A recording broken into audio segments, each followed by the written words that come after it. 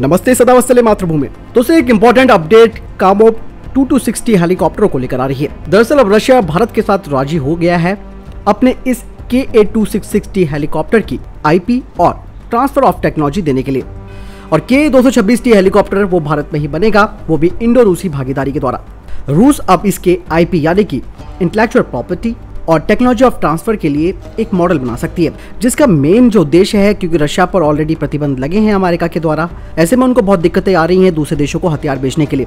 और इन सभी बातों के चलते रशिया अब खुद इंटेलेक्चुअल प्रॉपर्टी देने के लिए सोच रहा है, क्योंकि इससे उनका रेवेन्यू बढ़ेगा, यानी कि राजस्व बढ़ेगा और साथ ही साथ उनके हथियारों का निर्यात भी बढ़ेगा। लेकिन यहाँ पर रशिया को इस बात का डर लग रहा है कि कहीं उसकी ये तकनीक कोई कॉपी ना कर ले या फिर उसकी रिवर्स इंजीनियरिंग ना हो जाए। और इसी बात को लेकर रोसबोरन एक्सपोर्ट ने TOT के साथ साथ IP की सुरक्षा के लिए एक कार्य प्रणाली विकसित करने की बात कही है और इसे वो भारत के साथ KA-226T जो परियोजना है उसमें लागू किया जाएगा। और ऐसा कहा जा रहा है कि उनका ये जो मॉडल है जिसमें कि TOT और IP शामिल है, उसे तब भारत को दिया जाएगा जब दोनों ही देश इसका मिलकर यानी कि 226T हेलीकॉप्टर का उत्पादन करेगा।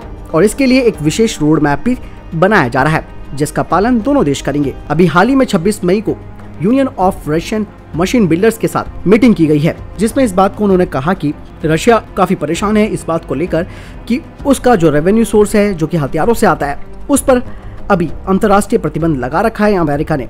और दूसरी तरफ जो ग्राहक हैं उनकी तरफ से ये मांग की जा रही है कि रशियन वेपन्स का स्थानीयकरण हो, यानी कि उनके देश में उनको बनाया जाए, जो कि जॉइंट वेंचर के साथ बनेगा। और इस तरीके की डिमांड्स लगातार कई देशों की तरफ से उनको मिल भी रही है, क्योंकि डायरेक्टली वो अपना हथियार नहीं बेच पाएगा। ऐसे में अगर वो ट्रांसफर ऑफ टेक्नोलॉजी करता है तो उससे उसके हथियार आसानी से बिक सकेंगे दूसरे देशों में। जैसे कि अभी मैंने बताया कि रशिया को अपनी IP की सुरक्षा यानी कि इंटेलेक्चुअल प्रॉपर्टी की सुरक्षा की चिंता ज्यादा है, खास करके उसको ये डर चीन से लग रहा है, क्योंकि चीन के पास ऑलरेडी जो निर्मित शेनजियांग J11-16 लड़ाकू जेट है वो रूस के सुखोई Su-27 के डेरिवेटिव है।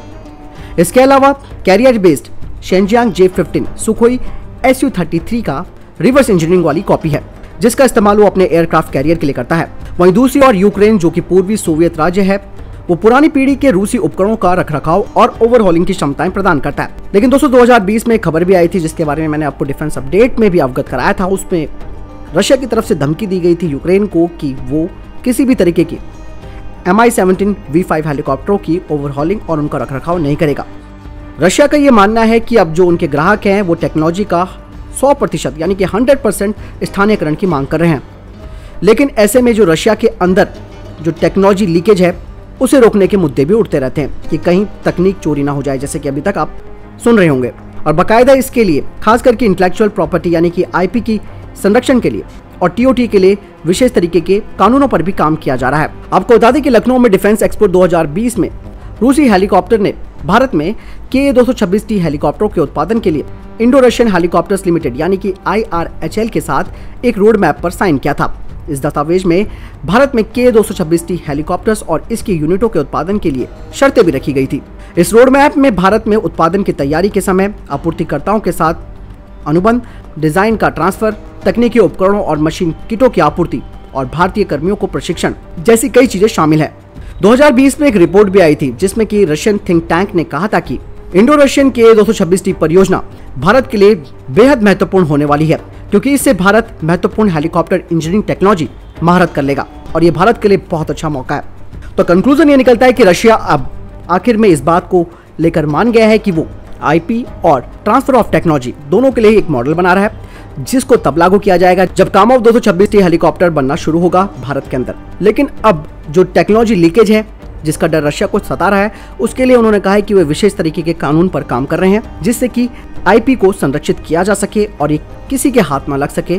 खास करके उन्होंने नाम तो नहीं लिया चाइना का, लेकिन उनको चाइना का ही डर सता रहा है, क्योंकि रशिया को काफी घाटा हो रहा है डिफेंस के क्षेत्र में। अमेरिका उसके तो पीछे पड़ ही चुका है कि उसको किसी भी तरीके से अंतर्राष्ट्रीय मंच पर हथियार बेचने के लिए प्रतिबंध उसने लगा रखा है। तो ऐसे में सवाल ये उठता है कि जब तक रशिया ट्रांसफर ऑफ टेक्नोलॉजी या IP जैसी चीजें ट्रांसफर या हस्तांतरित नहीं करेगा, तब तक उनको कोई फायदा नहीं होने वाला है।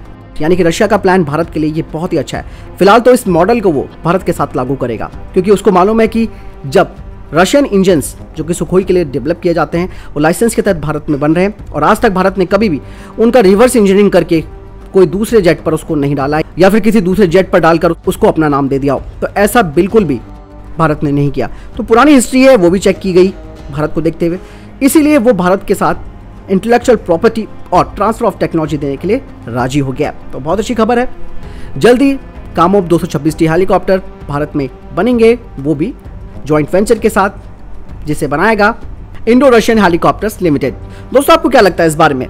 क्या रशिया का ये विचार अच्छा है या फिर उसको अपनी मार्केट की चिंता सता रही है? आपको क्या लगता है? आप कमेंट सेक्शन में लिखकर जरूर बताएं। जानकारी पसंद आए तो वीडियो को लाइक, कमेंट, शेयर करना ना भूलिएगा। मिलता हूं नए वीडियो के साथ, तब तक अपना ख्याल रखिएगा। जय हिंद, जय भारत।